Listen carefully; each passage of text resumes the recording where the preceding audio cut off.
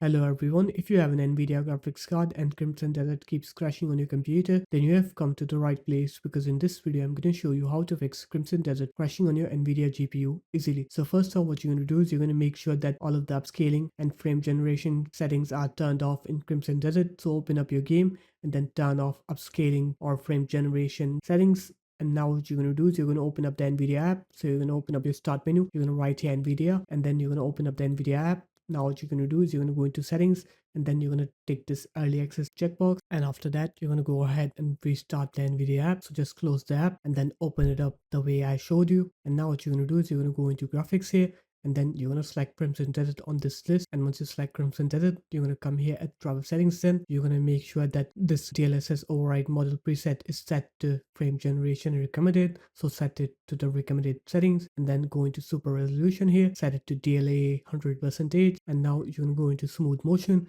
you're going to turn it on. After that, you're going to go ahead and try to play the game and you'll see that your game will now work. It will not crash anymore. So there it is guys, that's how easy it was. If you guys found this video helpful, make sure to leave a like, comment and subscribe to the channel, and I'll see you in my next video. Peace.